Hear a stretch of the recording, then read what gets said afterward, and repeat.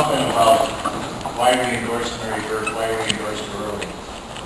And I was able to give personal statement to that, because when she was the Commerce Secretary, I was the Secretary-Treasurer for the state AFL-CIO. And as such, I worked on legislation, but I worked a lot on job creation and, trying to turn back plants that were announced and closing, trying to turn those things back, trying to look at how we create jobs, how we expand things, how we work with employers to do that. And I got to tell you, every time I walked into the Commerce office, we were greeted and we were respected, and we had a seat at the table, and our input and the discussion, we were there. It was valuable.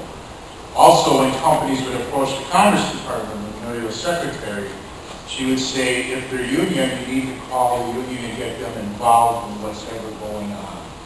We had respect, our input was valued, and a lot of good things were accomplished for the state and the workers in Wisconsin and the unions that we represent. That was my experience with her. And when people were talking about who was going to run for governor, there was a lot of talk about this person, that person.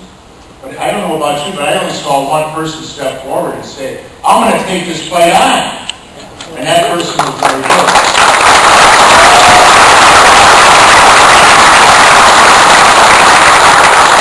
So for those reasons, and I think you've seen since she's been running for office, she's been tough, she's put her head down, she's done the work, and she's done a hell of a job despite everything they've thrown at her. So Wisconsin is ready. It's ready for a new beginning. It's ready for a new future. Wisconsin is ready for a new governor. And I want to present that new governor to you, Mary Burke.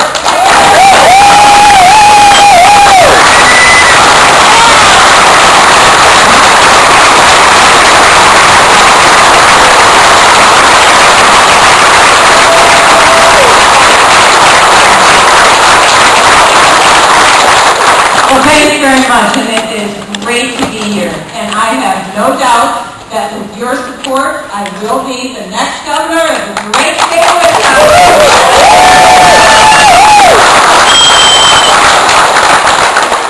It's great to be here in La Crosse, but every single time I come to La Crosse, there's one memory that sticks in my mind.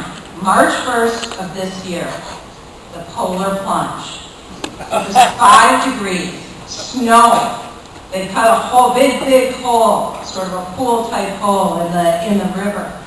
And as we were coming up here, I said to one of my staff people that was on, I'm like, this shouldn't be that bad. I mean, you sort of run in and you run out, and that's what the pictures I saw online looked like. And she said, well, actually, to be a real polar plunge, you have to go under. I'm like, well, I saw a picture of people in the pictures going in and just running out. And she said, you don't want anyone questioning whether you really did it or not, right? I said, you're right. We're going under. Well, that was a great cause. It was to raise money for Special Olympics. And I told them, I'll be back as governor to do the same thing. It's important.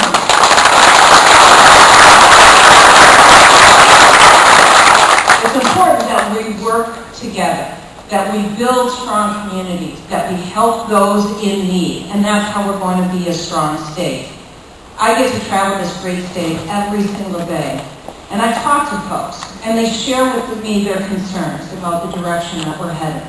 But they also share with me their hopes and their dreams about what we can be and what they want to see in Wisconsin.